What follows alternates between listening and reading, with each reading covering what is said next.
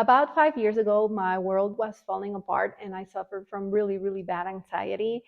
And the first thing I had in what I see now as my healing journey were words of encouragement or affirmations. And I know a lot of people think this is a cliche and all of these are like platitudes, but for me, it was something I could hold on to and gave me a little bit of hope and faith. So I decided that today we're going to do some rock painting and I'm going to put some phrases and affirmations on these.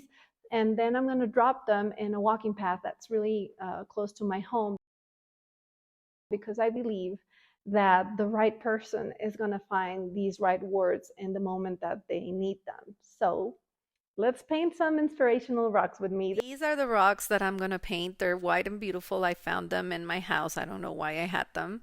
And you could just paint them, and that would be like a wonderful activity. But I see this idea of just painting them for strangers and dropping them outside to be a type of random act of kindness, an act of love. And I'm really hooked on that idea. I would have loved to receive something like this when I was feeling sad. So this is what I'm doing. I found these rocks in storage, so they're a little bit dusty. So the first thing I did was clean them up. And once they were clean and dry, it was time for me to draw something. I was going off the shape of this rock, just like we did when we were kids, and I thought about doing a winged heart, like a sacred heart. So I started and I thought this would be really, really cute for someone to receive. I'm really happy because the Poscas work beautifully on this surface. They just glide through the rock and it's pretty saturated just with one layer. So I love that. I continue working on my little heart. I add some wings and a crown. And then I was trying to choose which colors to use to decorate it, and I wasn't sure about that. So I decided to jump ahead and write a little phrase on it, which you're gonna see me change later because I then decide that I don't want the phrases on the top but on the back so you could like discover it. Well, the first layer of my heart dries before doing any details to it. I grab my second rock and I start playing with it to see if I see anything. And after playing with it for a bit, I do see a face, which I later erase because I see a little owl. I find that the shape of this rock is perfect to create a little owl, so that's what I do. Once I draw my little owl, I go back to my heart for more details. And I don't know, here are the two rocks. Maybe I should have written it the phrase in the back. That's what I'm thinking right there. But okay, back to the owl. I choose a pastel color combo for that one. And I have to apologize here because I'm a new YouTuber and I didn't record any of the process. I don't know what I did. But here is that owl almost done. I gave it a cute little blue outline and then just add some details, and I really wanted the eyes to be big and cute, so I'm adding those huge shinies, which apparently the black wasn't dry, so they become gray. And I fixed by using white paint that I just had laying there from a different painting I was working on. More details to my little heart. This is after 2 days when I went back to it and I wasn't sure. I loved it, so I add that little detail, and then I grab the third rock and fourth. As I tried to find out what to do with either of them, I saw something on the fourth one, and you tell what it is already. Es un aguacate. And well, that dries. I think the heart now needs a face to make it cuter. While I'm doing that, I see something going on that one, and I'm creating a bee.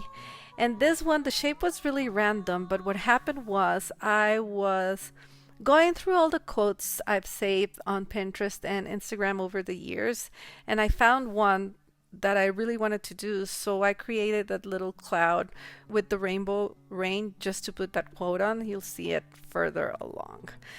All my little creations needed shinies, and I brought an extra rock. I had 5, but I brought an extra rock because I really want to do another one. I'm enjoying the process so much.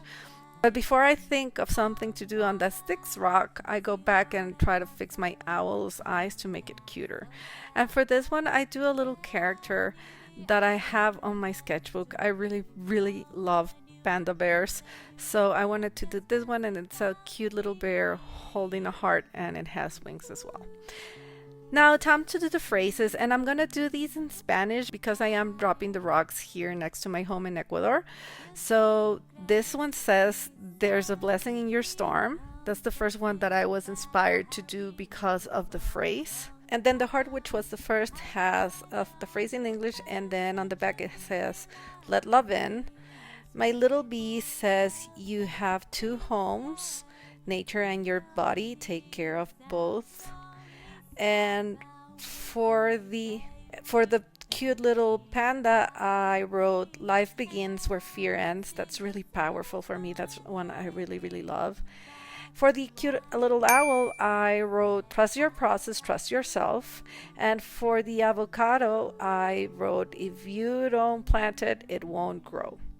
I gave all of the rocks a layer of varnish to the front and the back, and they were ready to be dropped off.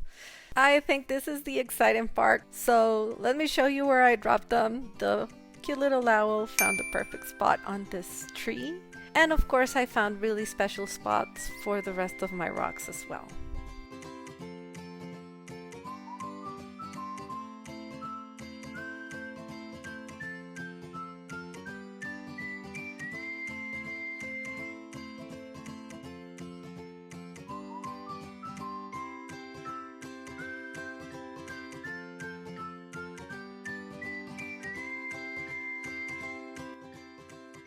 I hope you enjoyed this video. Let me know if you liked it by liking, commenting, or sharing, so I'll know that I'll have to create more content like this for you.